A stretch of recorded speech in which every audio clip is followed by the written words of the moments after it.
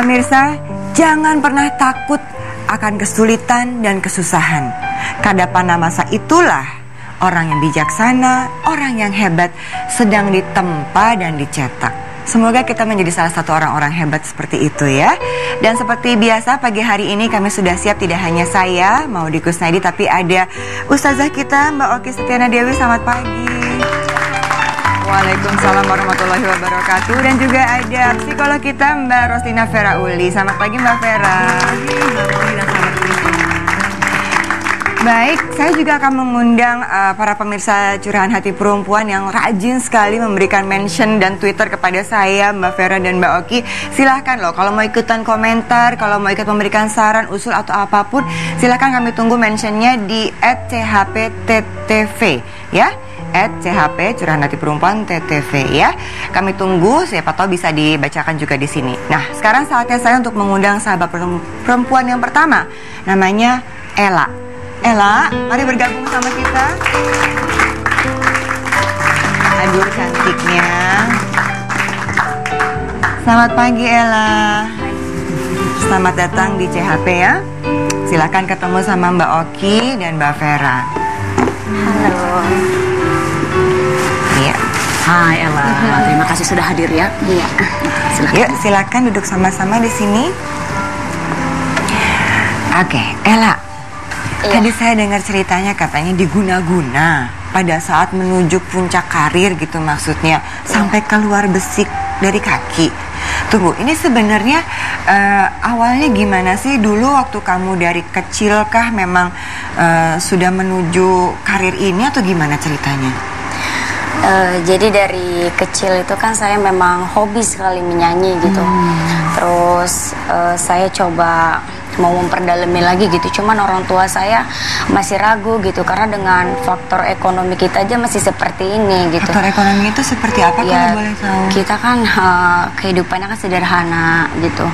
Jangankan untuk yang gitu bisa makan untuk sehari-hari aja syukur gitu. Mama kan pernah bilang gitu sama aku. Jadi tapi saya nggak peduli Mbak, saya tetap kalau saya sistemnya gini, kalau saya mau saya coba itu harus bisa gitu, itu harus dapat gitu apapun keinginan saya gitu. Terus saya coba, saya sering mengikuti kompetisi dangdut juga dari berbagai daerah gitu kan, saya coba ikutin.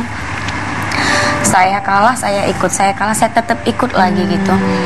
Terus saya coba lagi sampai saya bisa gitu. Dan di situ saya sering juga sih ngerasa di situ saya dihina, di situ saya merasa saya dicaci di depan orang banyak gitu, sampai saya kok gini gitu ya. Pengalaman yang cukup sakit banget gitu. Boleh tahu nggak dicaci dan dihinanya seperti apa sih? Kan kamu memang senang menyanyi, Iya. Walaupun keadaan ekonomi tidak menunjang, tapi kan kamu berusaha meraih cita-cita sebagai penyanyi gitu ya. Hinaan seperti apa yang diterima? Dia bilang gitu ke saya, ngapain sih ikut kompetisi ini gitu, udah suara nggak bagus, baju juga nggak bagus gitu, kamu tuh nggak cocok di sini gitu, dia bilang. Terus aku diem aja gitu, aku sabar gitu. Terus mamaku kan selalu support gitu. Udah deh, biarin aja orang mau bilang apa gitu, dia bilang. Kalau mama memberikan support, iya, boleh gitu ikut kompetisi, iya, nyanyi apa gitu. Iya, karena kan mama saya tuh orang yang paling berjasa dalam hidup saya gitu. Dimanapun saya mengikuti kompetisi, dia selalu ada gitu di samping saya. Menemani, mengantar, memberikan support langsung. Iya benar, gitu. Terus dan akhirnya saya mengikuti lagi kompetisi selanjutnya gitu. Saya coba ikut lagi, saya latihan lagi, dan akhirnya saya mendapat juara. Terus tapi kan the best performance gitu. Terus dia nggak terima gitu karena dia kalah, sementara dia belum 1 minggu yang lalu dia baru ngatain saya, dan tiba-tiba dia kalah gitu sama saya. Gitu. Dan saya penyanyi juga yang marah-marah. Iya benar. Dia penyanyi juga, dia nggak suka sama saya gitu. Apalagi kan saya kalau dibilang kan penyanyi baru gitu, kalau dibilang saya penyanyi baru gitu, saya nggak peduli gitu.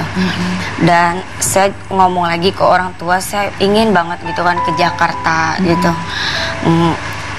gimana ya, biar aku mau memperdalamin lagi gitu. Aku pengen kayak orang-orang gitu, aku pengen sukses juga kayak orang-orang gitu. Gimana pendapat orang tua?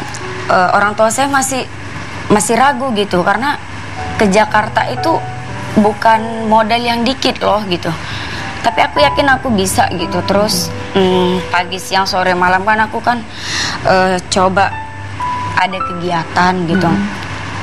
Aku kumpulin duit untuk ke Jakarta gitu. Dan akhirnya aku punya satu kenalan di BBM. Terus dia nyuruh aku ke Jakarta gitu. Dan dia mengiming-imingkan kalau saya udah di Jakarta, saya ditanggung jawabin tempat tinggal, terus bakal rekaman di studio dia dan dikasih lagu gitu. Dia bilang tanpa biaya apapun, itu yang dia bilang. Jadi karena dia ngomong tanpa biaya apapun, jadi saya semakin semangat gitu kan. Saya semangat dan saya tetap ngumpulin duit untuk ongkos saya bersama mama saya. Sampai ke gitu. Jakarta, datang sama ibu juga? Iya, berdua. Dekat berarti sama ibu ya? Iya, dekat banget. Ketika sampai Jakarta dan akhirnya bisa menjadi penyanyi, kemudian pada masa apa tiba-tiba kamu merasa dapat guna-guna ini? Merasa dapat guna-guna ini setelah saya udah sering muncul di salah satu televisi gitu kan, stasiun televisi. Dan dia semakin saya semakin naik, dia semakin gak suka gitu. Saya di BBM diteror gitu. Saya diteror, pokoknya dia menjatuhin semangat saya gitu. Dan guna-gunanya seperti apa yang kamu rasakan dan kamu tahu itu? Jadi awalnya waktu saya mulai naik, waktu saya sering juara, saya sering muncul di TV, saya ngerasa awalnya tuh waktu saya nyanyi. Saya nyanyi di satu tempat, saya udah menyanyi, tiba-tiba suara saya hilang gitu, dan saya nggak bisa apa-apa gitu. Ini kenapa gitu, saya mau ngomong, tolong suara saya kenapa gitu, saya mau ngomong gitu, cuma nggak bisa nggak gitu, keluar. nggak keluar gitu. Terus saya tetap diem gini aja, saya nggak gerak. Terus teman saya yang nurunin saya ke bawah, kamu kenapa nggak bisa ngomong? Terus saya dalam hati saya berdoa dan akhirnya bisa. Itu cuma cukup sekilas lama gitu. tuh diem gitu sampai turun panggung tuh masih belum bisa ngomong. Saya diem aja gitu. Saya mau jangankan ngomong gitu kan, untuk ngelanjutin nyanyi aja nggak bisa gitu. Hanya itu bentuk guna-gunanya atau ada lagi yang Ada lagi, waktu saya nyanyi di satu tempat juga, saya nyanyi, saya turun ke panggung, saya duduk, perut saya tuh kayak apa ya, kayak diremes gitu. Saya nggak bisa gerak juga gitu. Saya manggilin, ini kan posisinya kan berisik gitu kan, namanya kayak kibotan gitu, berisik banget. Jadi saya mau manggil mama saya gitu, nggak bisa gitu, nggak bisa gitu. Terus akhirnya di situ ada botol, jadi ada botol minuman gitu. Aku lempar ke mamaku pas di sini gitu. Jadi aku lempar gitu, maksud aku biar denger gitu. Aku lempar, terus baru dia, loh kenapa gitu, kamu kenapa katanya. Terus dipegang, terus aku dimasukin ke dalam. Ini perut sakit banget gitu. Terus aku ngerasain sakit itu ada sekitar 5 menit. Terus dipanggil orang pinter gitu kan, oh kamu ada yang ngirim gitu, dia bilang. Jadi hanya emang pada saat mau manggung aja ya, kalau sehari-harinya enggak ya? Kalau saya dengar katanya sempat kena kulitnya dan sampai kalau juga. Itu gimana? Itu jadi waktu itu saya ngerasa apa ya, di tangan saya nimbul gitu kayak luka gitu. Satu, saya biasa aja gitu. Terus di kaki kok makin banyak, ada 3 gitu. Terus kok makin banyak lagi gitu. Kalau seandainya dia penyakit apa ya, penyakit cacar, alergi atau gatal-gatal dulu, ini enggak gitu. Tiba-tiba gitu. Terus makin banyak, makin heran kan gitu. Ini kenapa gitu, sampai saya foto-foto gitu kan. Karena saya heran gitu, kok gini sih, saya nggak pernah loh jahat sama orang, kenapa sih kayak gini gitu. Terus akhirnya udah setelah saya foto, saya kan ke dokter. Saya ke dokter, dan dokter aja nggak bisa bilang gitu. Dia aja bilang ini penyakit apa. Kalau saya bilang cacar aja, cacar nggak kayak gini gitu. Dia bilang, ya ampun, terus ini gimana sih gitu. Terus akhirnya saya datang ke paranormal. Terus dia bilang itu dikirim juga, dan dia heran gitu ngeliat saya, ini kayaknya ada apa ini di kaki kiri kamu gitu. Dan akhirnya dia bilang ke saya, di kaki kiri kamu tuh ada besi segini gitu. Saya nggak percaya gitu. Keluar akhirnya? Bisa diambil? Belum, itu Jadi cara pengambilan tuh pakai jeruk purut gitu kan. 3 itu pengambilannya tuh di tangan, di badan dan di kaki gitu. Oke. Ini yang kita dengar dari ceritanya Ella ya. Tapi ini kan ada gini Mbak Vera. Bercita-cita ingin jadi penyanyi, datang dari luar kota ke Jakarta untuk merintis karir gitu ya. Terus nggak tahu ya, kadang-kadang mungkin kita sebagai orang awam ya, naik panggung tuh ada demam panggungnya, ada deg-degannya gitu ya. Ada nggak sih momen tiba-tiba stres atau apa sih namanya Mbak, kayak sekejap gitu tuh bisa nggak sih Mbak? Tadi tuh ya kalau ngelihat gelagat kayak begitu ya, tadi karena Ella tuh sebetulnya di kepalanya sudah begini nih, ini saingannya sebel sama dia. Kita bedakan dulu. Bullying di sosial media itu menunjukkan bahwa agresi yang ditujukan oleh kepada Anda dari pesaing artinya terbuka. Kalau dia polanya terbuka seperti itu, kecil kemungkinan dia akan melakukan agresi secara diam-diam atau sembunyi. Karena udah jelas ya, dan agresif via sosial media kayak tadi itu karena cemburu. Berikutnya, gejala-gejala tadi saya khawatir tuh Mbak Maudy. Di dalam psikologi kita mengenal serangan panik sebetulnya. Serangan panik ya, ini unconscious loh, di bawah sadar penyebabnya. Jadi daya dorongnya itu sangat kuat yang membuat Anda tercekat untuk bicara sukar, dan saya tahu bahwa Anda kekuatan mentalnya kuat sekali dari willpower tadi. Saya harus berhasil, saya akan ke Jakarta, saya makin kuat kekuatan mentalnya, maka alam bawah sadarnya punya emosi, punya energi itu dahsyat. Saking kuatnya energi tadi, emosi tadi, ketika Anda dalam posisi tertentu tertekan misalnya, akan ada serangan panik ya, namanya panic attack. Atau tadi Mbak Maudy, sakit-sakit yang dirasakan tadi, pernah dengar psikosomatis? Mungkin sahabat perempuan di luar sana pernah mendengar psiko itu psikis, somatis itu tubuh. Jadi ada gangguan-gangguan psikis yang bisa mengakibatkan dampaknya ke fisik. Dan umumnya memang dalam bentuk sakit perut, kadang-kadang sakit kepala hebat. Klien yang sedang saya tangani sekarang malah dampaknya dahsyat Mbak Maudy. Gagal berhubungan intim sama istrinya, ternyata bisa kita benahin secara mental. Kalau anak-anak yang saya tangani lebih parah lagi, sakit perut, sakit kepala, ke berbagai dokter nggak ada penyebabnya. Dokter langsung menyatakan ketika medis ternyata bersih, maksudnya clear ya, negatif, tidak ada problem, kita cobakan secara psikis. Itu tadi penjelasan Mbak Vera secara psikologisnya gimana ya, bisa menyerang kepada psikis juga ya. Nanti Mbak Oki mungkin bisa menjelaskan bahwa di agama Islam kalau tidak salah ini kan perbuatan jin atau bagaimana. Tapi saya yang pengen penasaran tuh, si besi itu gimana ya bisa keluar dari kaki, dan itu dari mana? Apakah ada apa ya? Nanti kita tanya lagi sama Ella dan gimana ceritanya. Untuk itu tetap bersama kami dalam Curahan Hati Perempuan. Jangan-jangan tadi serangan panik, panik attack namanya.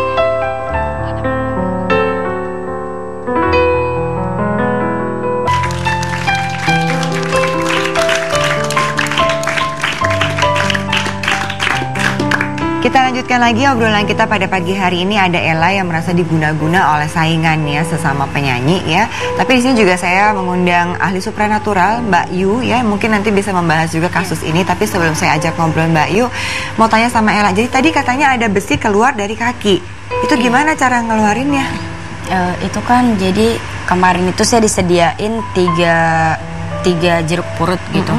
Terus itu untuk pemeriksaan tangan, badan, sama kaki saya gitu. Awal diperiksa kan dari tangan saya Mbak, diperiksa tangan saya, terus kita belah sama-sama kosong. Terus diperiksa lagi daerah badan saya juga, terus kita buka lagi kosong. Terus kita buka lagi di daerah kaki, di kaki saya, kaki kan, kaki kiri kita buka, kok ada benda gitu.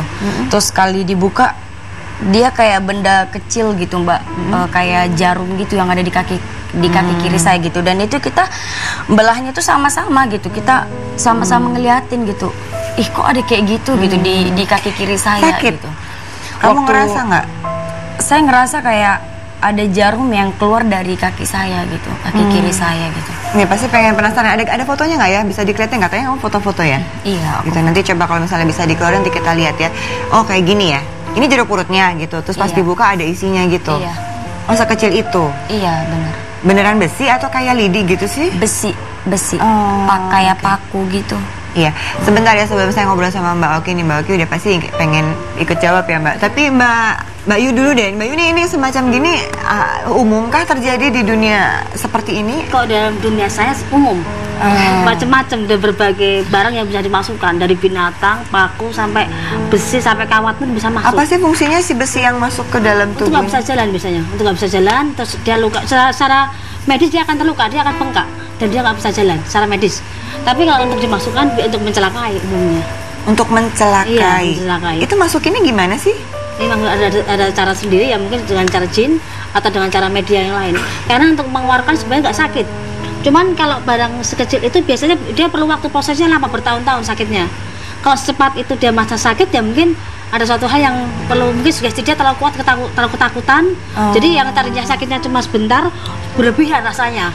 Karena ada ketakutan, ada yang nggak beres, ada yang nggak beres, tertumpuk semua di pikiran dia. Jadi kalau ngerasa ada yang aneh, sebenarnya kalau kita secara manusiawi kita alihkan dulu pemikiran kita sedikit yang nyantai, tenang. Kalau semakin panik, itu rasa sakit semuanya. Dan yang apa yang ditanamkan itu biasanya prosesnya lama, nggak secepat itu. Dan media pengambilan juga macam-macam. Bisa jeruk nipis, bisa, saya juga pernah ngeluarkan dari pasir. Itu benar pasir yang ada belatungnya, itu benar tuh, gitu loh. Sampai anak kecil pun saya pernah mengobatin yang keluar binatang aneh. Waktu saya mandikan dia meninggal karena saya nggak sanggup juga. Dibawa ke tempat saya ada kondisi ya udah koma gitu loh. Jadi cara pengeluaran dari keluar sendiri itu tergantung waktu pengerjaan. Makanya dalam dunia seperti ini kan harus hati-hati dalam bersikap, dalam omongan. Kita baik pun belum tentu yang di samping kita juga baik. Itu tetap waspada, tetap baik dan bijak aja gitu loh. Baik, makasih Mbak Yu. Ya. Saya nggak pernah kepikiran ya seperti gini. Mbak Oki belum bicara nih dari tadi. Mbak Vera kan tadi secara psikologinya begitu ya, ada serangan panik. Tadi juga mungkin ada nyambung ya, bahwa kalau semakin sugesti semakin panik, dan malah pikirannya semakin kuat tadi ya. Ini kan tadi Ella juga kekuatannya tinggi ya, keras gitu ya. Silakan Mbak Oki. Ini menarik hari ini karena ada 3 sudut pandang yang berbeda. Jadi memperkaya kita, memperkaya pengetahuan kita. Baik, kalau secara Islam kita lihat bahwa sihir itu ada. Jadi kalau dari psikologi kan membahas tentang ilmiah. Tadi Mbak Yu, dunianya Mbak Yu ada juga gitu ya. Jadi sihir itu ada karena Rasulullah SAW sebab turunnya surat An-Nas dan surat Al-Falaq itu karena Rasul disihir. Sihirnya dari apa? Diambil rambutnya, dari rambut, kemudian dari sisirnya Rasul itu diambil, kemudian disihir dengan cara seperti itu.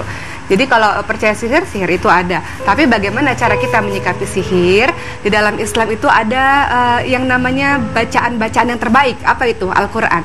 Jadi kalau kita baca-bacanya apa aja? Ya tadi tuh surat An-Nas, Al-Falaq. Al-Falaq tuh apa sih bunyinya? Qul a'udzu birabbil falaq min syarri ma khalaq, dan seterusnya. Maksudnya apa? Berlindung Allah penguasa subuh, penguasa fajar. Kemudian berlindung dari wanita-wanita dari kegelapan malam, berlindung dari wanita-wanita penyihir, orang-orang yang dengki, orang-orang yang menyimpan dendam pada kita. Itu surat Al-Falaq tuh.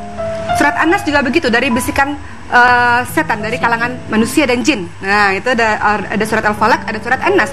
Baca ayat kursi, baca Al-Baqarah, baca zikir-zikir lain, yaitu apa? A'udzu bikalimatillahi tammati min syarri ma khalaq. Itu apa? Aku berlindung dari kalimat Allah yang sempurna dari ciptaannya. Gitu ya. Jadi namanya jin usil, kan kita pernah bahas ya, ada jin mukmin, ada jin usil nih, jin yang gangguin orang nih kerjaannya ya. Jadi bisa dengan baca seperti itu. Pengobatannya selain membaca zikir-zikir terhadap kita sendiri, karena itu adalah yang terbaik, ruqyah diri sendiri juga dengan ruqyah. Tapi ingat, ruqyah itu ada ruqyah yang aneh-aneh, ada ruqyah yang syar'i. Yang diperbolehkan di dalam agama kita adalah ruqyah yang syar'i. Ruqyah yang syar'i itu apa? Membaca ayat suci Al-Quran. Jadi kalau ada ustadz membacakan ayat-ayat suci Al-Quran yang kita paham bacaannya, terkadang kita bacakan belum sempurna bacaannya, ya, belum sempurna makhrajnya, belum sempurna tajwidnya. Kita membutuhkan orang lain, silahkan. Tapi di dalamnya adalah membaca ayat-ayat suci Al-Quran, tidak lebih daripada itu. Itu dikatakan bahwa ketika kita baca zikir pagi, dari pagi sampai sore dilindungi oleh Allah Subhanahu Wa Taala. Baca zikir sore dilindungi dari sore sampai pagi oleh Allah Subhanahu Wa Taala. Baik, terima kasih Mbak Oki. Mbak Yu, saya mau tanya nih, tadi kan katanya merasa diguna-guna gitu ya. Itu tahu merasa diguna-guna atau enggak diguna-guna tuh apa sih Mbak Yu? Sebenarnya gini, kita merasa ada yang nggak beres dalam badan kita sendiri, kan kita tiap hari kita ada sirkulasi dalam diri kita sendiri. Ada suatu hal yang nggak lazim terjadi, itu biasanya ada yang kalau kita udah di luar kemampuan kita berpikir, itu ada yang nggak beres. Jadi gini, upaya kita tiap hari yang biasanya kita seperti orang jualan aja, yang tadi rame tiba-tiba yang ada banyak lalat, yang tiba-tiba sakit, malas, ngantuk. Kita harus bertanya, ini ada apa? Apakah dari keluar lalat hijau? Itu akan membuat makanan semua basi. Kalau untuk mbaknya ini mungkin dia merasa ada yang nggak beres di jemput kakinya atau badannya ada yang buat jalan sakit, buat aktivitas sakit, mungkin ada sesuatu yang merasa nggak nyaman gitu. Oh nggak bisa nyanyi berarti ada di dalam terowongan yang ganjil atau gimana. Dia mungkin bertanya ini ada apa, karena nggak lazim seperti ini. Tapi tadi kembali lagi, semakin dia rasakan sakit, semakin rasakan dia nggak nyaman, semakin numpuk di beban di lokasi itu, gitu loh. Jadi semua itu bisa barang-barang yang di luar yang di luar kita berpikir bisa masuk ke dalam badan kita sendiri gitu loh. Mbak Yu, kalau misalnya ada hal-hal seperti itu terjadi gitu, tadi kan Mbak Yu bilang kalau makin panik, kalau makin takut jadinya makin kemana-mana. Tadi kan katanya kan harusnya si benda kecil itu kan prosesnya lama, ini kan kecepat. Emang harusnya gimana menanggapi itu atau menyikapi itu gimana? Kalau untuk barang yang masuk cepat itu memang biasanya kalau dia berkarat itu baru bentuk bengkak kaki atau lokasi di mana yang dituju baru bengkak, baru berdarah dan baru ada infeksi di situ, itu prosesnya sampai 1 bulan 2 bulan. Itu paling cepat. Kalau yang paling lama itu bisa sampai setahun, tapi tiba-tiba udah kaki harus diamputasi gitu bisa. Itu secara gaib yang jadi medis. Tapi kalau untuk yang barang-barang yang masuk itu seperti yang dirasa mbaknya atau gimana, mungkin bisa yang barang yang lain dia dituju ke dia, tapi karena dia merasa hanya hal kecil, tapi bagi orang itu sangat hal besar, jadi numpuk semuanya. Jadi nggak ada solusinya kalau dia sendiri nggak bisa untuk koreksi diri sendiri gitu loh. Tetap gimana pun kita harus koreksi diri, tetap kita harus waspada, kita tetap harus menjaga semuanya. Karena kita kan punya suatu yang kita untuk berpikir positif dan juga berpikir yang tenang. Kalau semakin nggak nyaman, dia akan semakin dimanapun nggak akan nyaman. Jadi tetap tenang, tentunya menjaga diri dengan baik sudah pasti, dan tetap tenang juga harus harus ada wajib begitu ya. Baik, makasih Mbak Yu, makasih Ella. Nanti kita juga akan bicara dan menghadirkan mereka lagi di segmen 5. Namun setelah ini kami akan menghadirkan sahabat perempuan kita yang diceraikan oleh suami dan dimusuhi oleh kakak kandungnya ketika dia memilih untuk merawat ibu kandungnya sendiri. Bagaimana kisahnya? Bersama kami setelah ini di Curahan Hati Perempuan.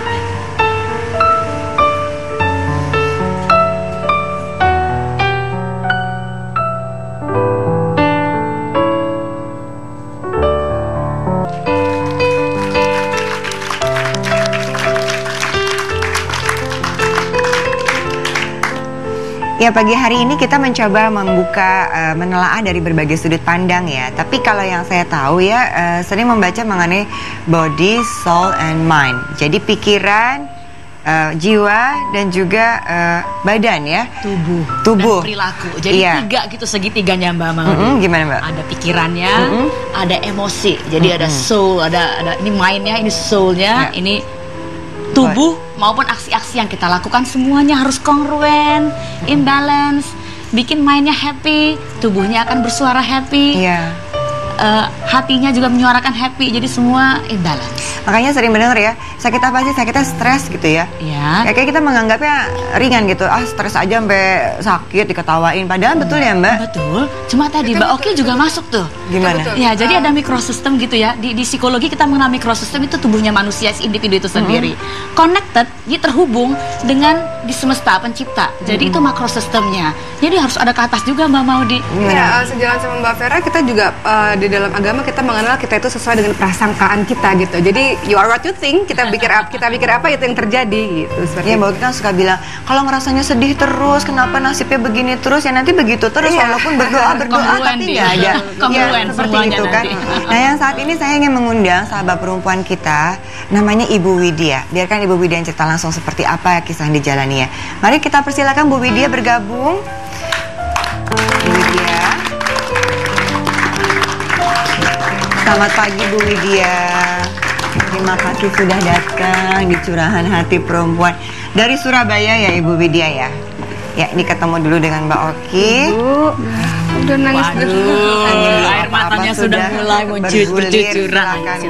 Silakan Bu, semoga kita bisa mendengarkan apa yang ingin disampaikan oleh Ibu Widya. Sampai belum apa-apa nih sudah berderai-derai nih air matanya.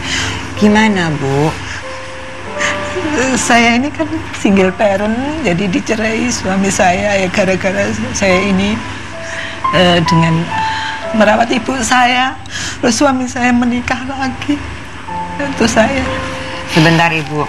Jadi pada waktu itu Ibu tuh berusia berapa? Ibu saya berusia 90. Tinggal sama siapa? Tinggal dengan saya di rumah waktu itu. Iya.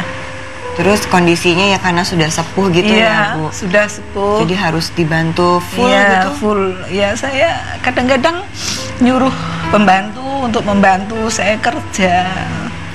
Kadang-kadang saya telepon 1 hari 4 kali, Ibu. Ibu anu lagi enggak. Aku enggak apa-apa. Nanti kalau ada orang masuk jangan dibuka ya Bu. Enggak. Enggak, Nak. Kamu cepet pulang ya. Iya.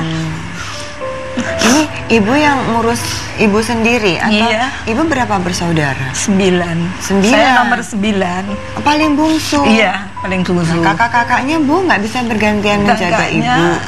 Udah kerja, udah kerja, udah jauh. Tinggalnya satu kota sama Ibu?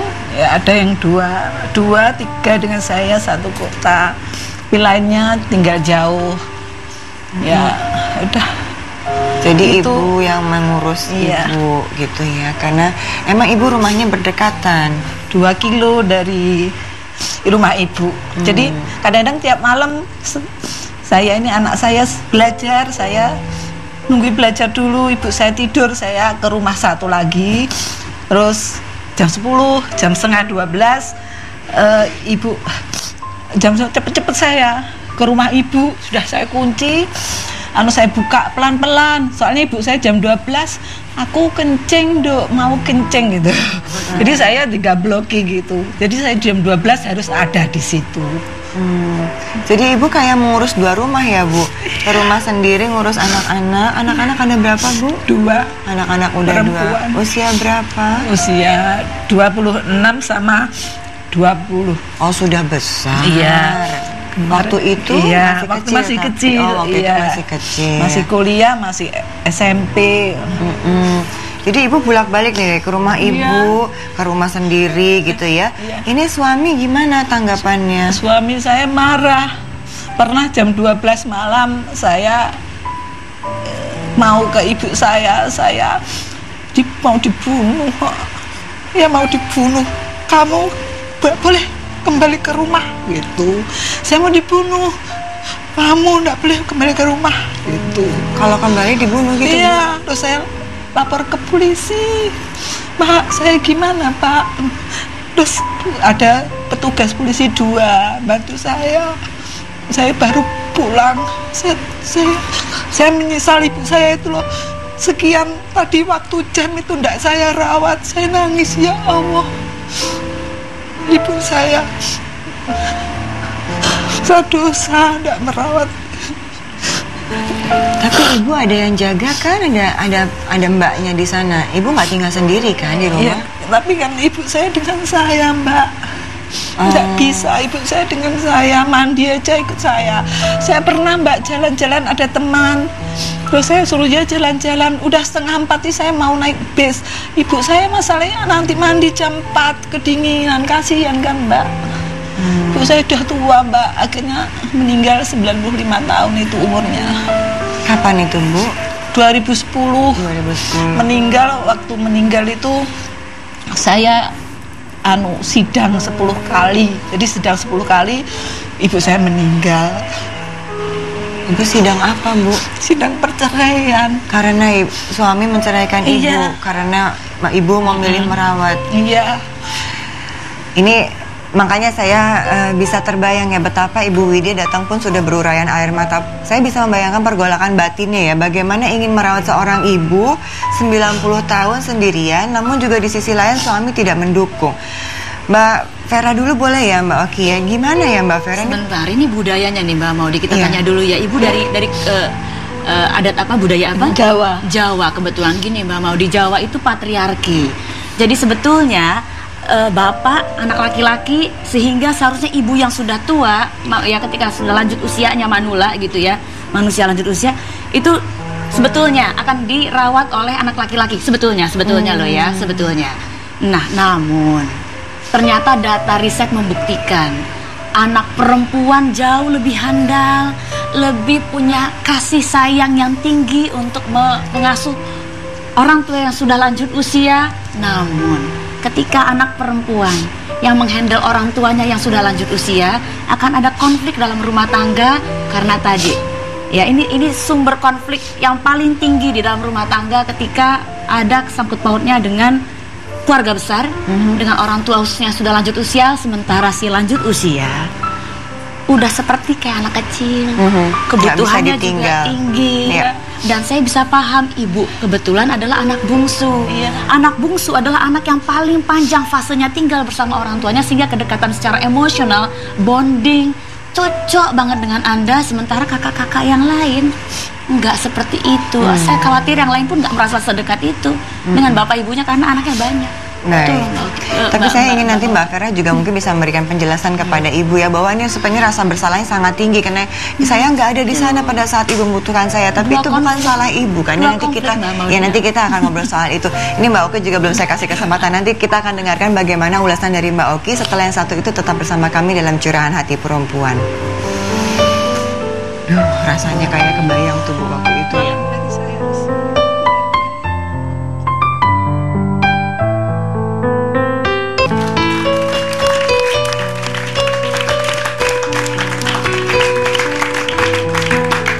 Ibu Widya di sini ya bercerita betapa dia memilih untuk merawat ibunya yang berusia 90 tahun saat itu, bahkan hingga dicerai dan ditinggal nikah lagi oleh suaminya, tanpa ada kakak-kakak yang 8 orang lainnya tidak ikut membantu untuk merawat ibu.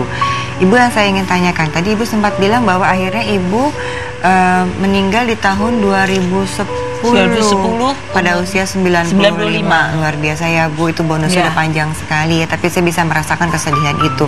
Setelah ibu meninggal, apa yang terjadi? Ya, anak saya kayak ya itu kan suami saya waktu itu sidang ke-10 perceraian saya.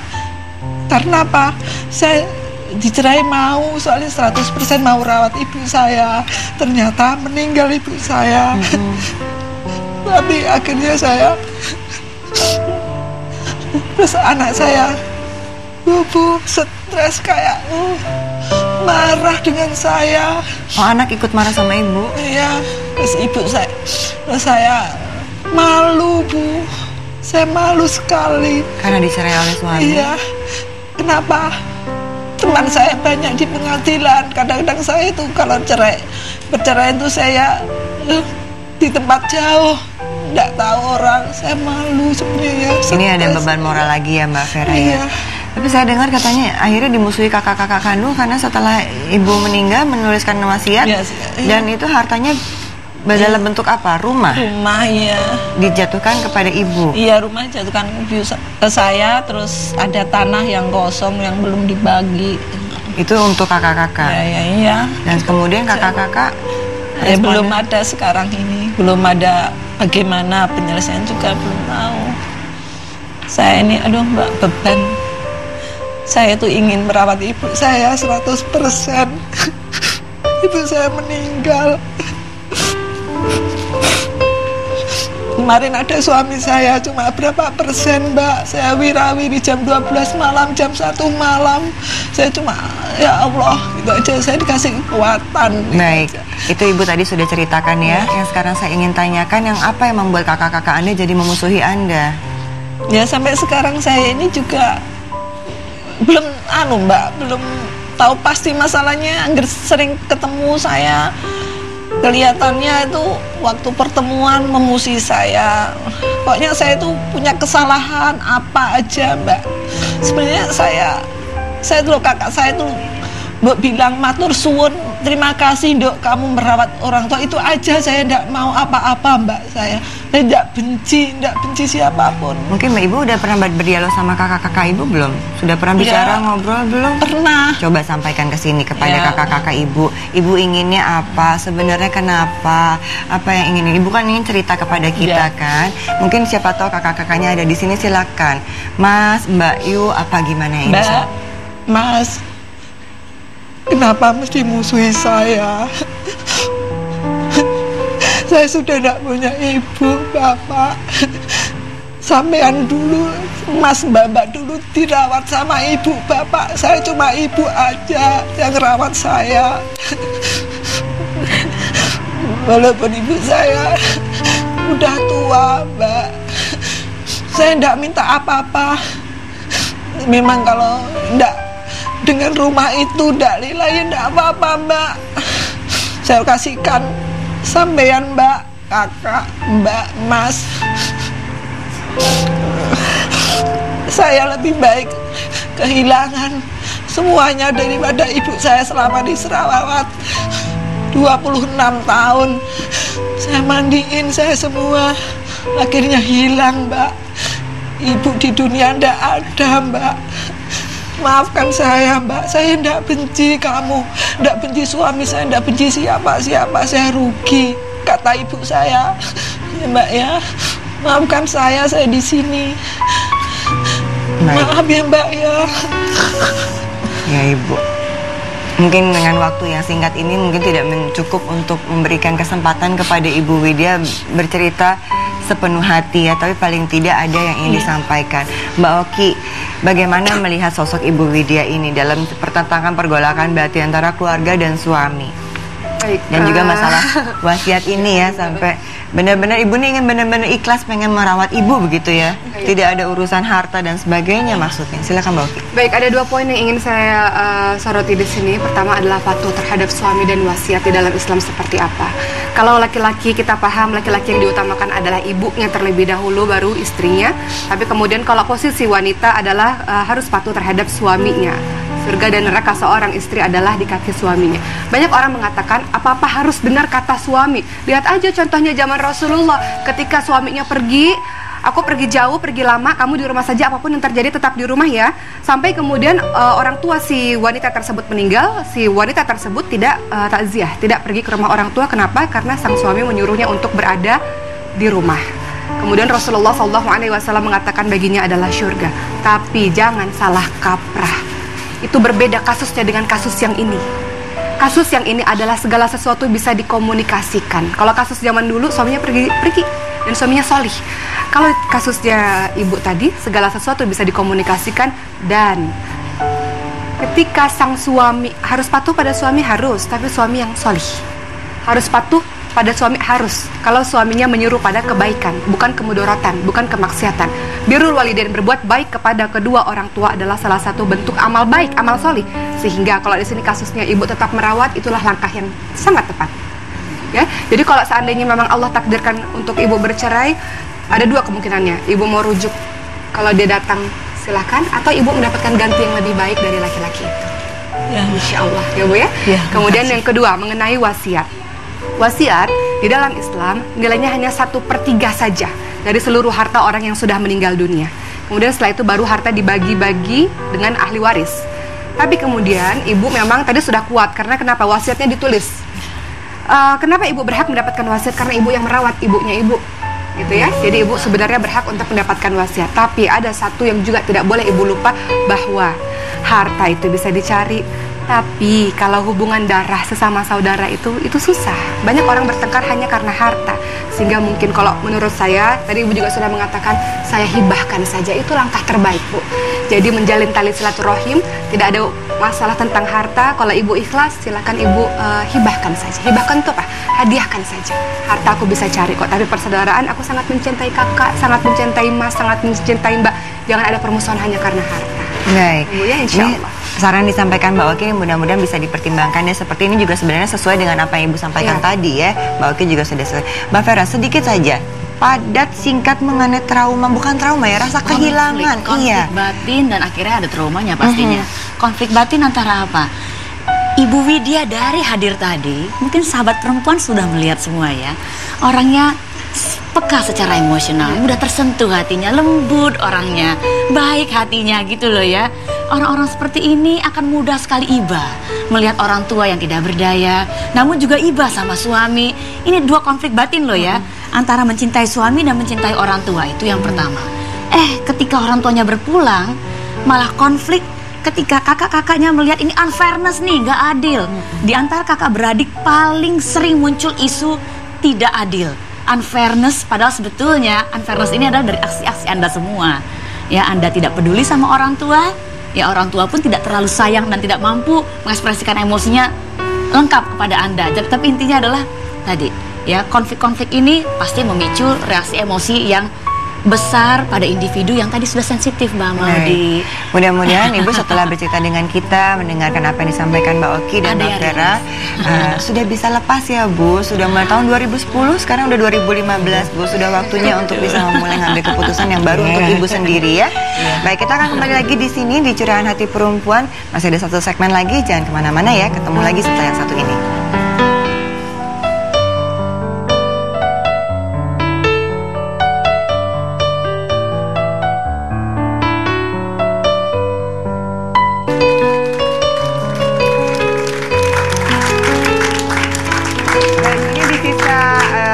Ini ada pertanyaan dari Twitter ke @chpttv. Pertanyaannya adalah, kalau kita disantet kemudian sembuh, boleh nggak kita nyantet lagi ke sana? Mungkin Mbak Oki dulu deh nih. Senyum-senyum aja nih Mbak Oki, gimana Mbak?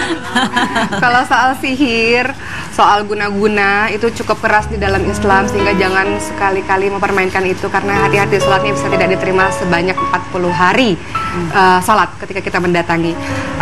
Permainan sihir dibalas dengan sihir untuk apa? Itu hanya, kalau kita lihat ya di dalam tubuh kita ternyata tadi dikeluarkan ini, keluarkan itu. Kalau di dalam Islam itu hanyalah jin, tukang sihir yang mengelabui pandangan kita, sehingga tidak perlu dibalas dengan sihir, nanti jadi syirik lah. Baik, Mbak Ayu sedikit aja. Makasih Mbak Oki. Mbak Ayu gimana tuh kalau ada yang kayak gitu?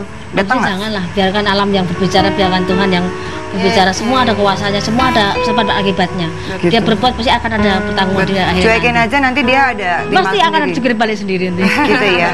Baik, kita tawakal aja. Terima kasih banyak Mbak Ayu masukannya ya. Mbak Ella semoga sukses ya karir penyanyinya. Bu Widya semoga sudah bisa ikhlas ya Bu, rela. Semoga kakak-kakaknya Mbak Mas semuanya bisa. Udah nangis lagi nih Bu Widya. Gak apa-apa ya Bu Widya. Mbak Vera terima kasih, Mbak Oki terima kasih. Untuk para sahabat perempuan yang ingin mungkin bergabung di sini juga silahkan mengirim emailnya atau melihat ke timeline lini masa di @Twitter @chpttv. Baik, kita akan ketemu besok pagi ya dalam Curahan Hati Perempuan. Wassalamualaikum warahmatullahi wabarakatuh. Waalaikumsalam. Baik, terima kasih. Ibu kasihan.